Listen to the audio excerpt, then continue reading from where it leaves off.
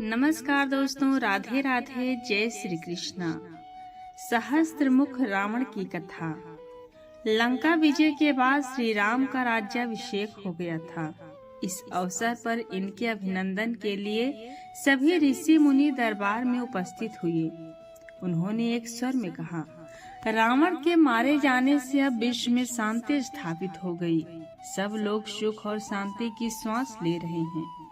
उस समय मुनियों द्वारा श्री राम के पराक्रम और रावण के विनाश की बात सुनकर देवी सीता को हंसी आ गई। इस समय में उनकी हंसी देखकर सबका ध्यान उनकी तरफ गया और मुनियों ने देवी सीता से हंसी का कारण पूछा। इस पर माता सीता ने राम जी तथा मुनियों की आज्ञा लेकर एक अद्भुत वृतांत बतलाते हुए कहा, जब मैं छोटी थी तब मेरे पिता महाराज जनक ने अपने घर में एक ब्राह्मण को आदर पूर्वक चतुर्मास व्रत करवाया। मैं भली भांति ब्राह्मण देवा की सेवा करती थी। अवकाश के समय ब्राह्मण देवता तरह तरह की कथा मुझे सुनाया करते थे। एक दिन उन्होंने सहस्त्रमुख रावण का वृतांत सुनाया, जो इस प्रकार है। विश्वा मुनि की पत्नी का नाम कैकसी था।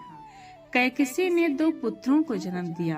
बड़े का नाम सहस्त्रमुख रावण था और छोटे का नाम दशमुख रावण। दशमुख रावण ब्रह्मा के वरदान से तीनों लोगों को जीतकर लंका में निवास करता था और बड़ा पुत्र पुष्कर द्वीप में अपने नाना शुमाल के पास रहता था। वो बड़ा बलवान है। मेरू को सरसों के समान, समुद्र को गाय के खुर और तीनों लोगों को तृण के समान समझता था। सबको सताना उसका काम है।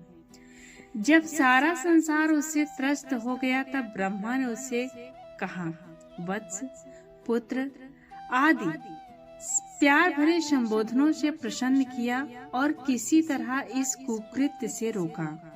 उसका उत्पात तो कम हो गया, परंतु समूल गया नहीं।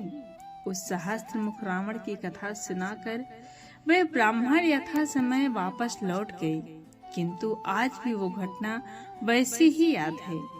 आज आप लोग दशमुख रावण के मारे जाने से ही सर्वत्र सुख शांति की बातें कैसे कर रहे हैं, जबकि पुष्कर द्वीप में सहस्त्रमुख रावण का अत्याचार अभी भी कम नहीं हुआ है।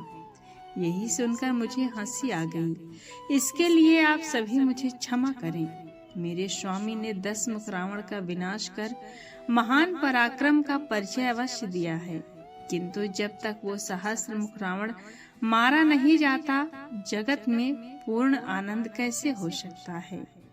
इस हितकारिणी और प्रेरणादायक वाणी को सुनकर श्री राम ने उसी क्षण पुष्पक विमान का स्मरण किया और इस शुभ कार्य को शीघ्र संपन्न करना चाहा। वानर राज सुग्रीव और राक्षस राज विभीषण को दल बल के साथ बुला लिया। इसके बाद बड़ी सेना के साथ श्री राम ने पुष्पक विमान से पुष्कर क्षेत्र के लिए प्रस्थान किया। देवी सीता, सभी भाई और मंत्रीगण साथ में थे। पुष्पक की तो अबाध गति थी। वो शीघ्र पुष्कर पहुंच गया। जब सहस्त्रमुख रावण ने सुना कि उससे युद्ध करने के लिए कोई आया है तो उसके गर्भ को बहुत ठेस पहुंची। वो तुरंत संग्राम में आ पहुंचा। वहां मनुष्यों, वानरों और भालुओं की लंबी कतार देखकर वो हंस पड़ा। उसने सोचा, इन क्षुद्र जंतुओं से क्या लड़ना है, क्यों ना इनको इनके देश भेज दिया जाए। ऐसा सोचकर उसने व्यायास्त्र का प्रयोग किया। जैसे कोई बलवान व्यक्ति बच्चों को गलबहिया देकर बाहर निकाल देता है, वैसे वायव्यास्त्र ने सभी प्राणियों को बाहर निकाल दिया। केवल चारों भाई सीता जी, हनुमान, नल नील, जम्बवान, विभीषण पर इसका प्रभाव नहीं पड़ा। अपनी सेना की यह स्थिति देखकर श्री राम सहस्त्रमुख पर टूट पड़े। श्री राम के अमोघ वाणों से राक्षस तिल तिल कटने लगे।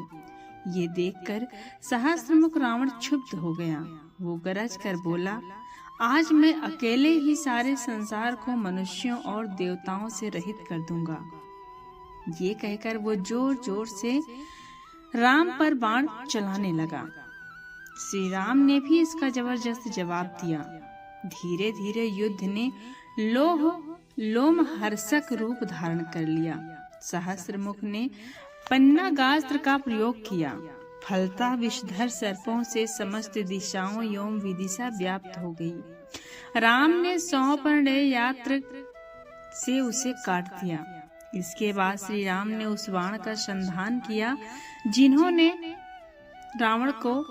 जिससे इन्होंने रावण को मारा था, किंतु सहस्त्रमुख रावण ने इसे हाथ से पकड़कर तोड़ दिया और एक बाण मारकर श्री राम को मूर्छित कर दिया। श्री राम को मूर्छित देखकर सहस्त्रमुख अतिउष प्रसन्न हुआ। ये 2000 हाथों को उठाकर नाचने लगा।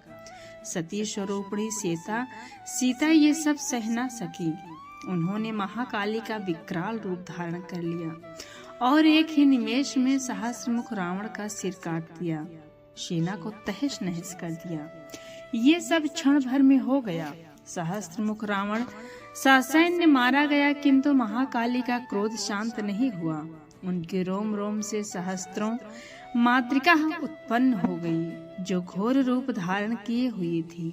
महाकाली के रोष से सारा ब्रह्मांड भयभीत हो गया। पृथ्वी कांपने लगी, देवता भयभीत हो गए। तब ब्रह्मादि देवगण उनके क्रोध को शांत करने के लिए उनकी स्तुति करने लगे। उनकी स्तुतियों से किसी तरह देवी का क्रोध शांत हुआ। श्री राम भी चैतन्यता को प्राप्त हो गए। देवी ने अपना विराट रूप दिखाकर सभी को आश्वस्त कर दिया। सभी ने मिलकर उस आदि शक्ति की आराधना की। स्वयं भगवान श्री राम ने सहस्त्र नाम स्तोत्र से देवी की आराधना की। तो ये रही दोस्तों आज की रावण की कथा। आपको कैसी लगी कमेंट में जरूर बताएं और इस वीडियो को शेयर करें तथा हमारे चैनल को सब्सक्राइब करना बिल्कुल ना भूलें।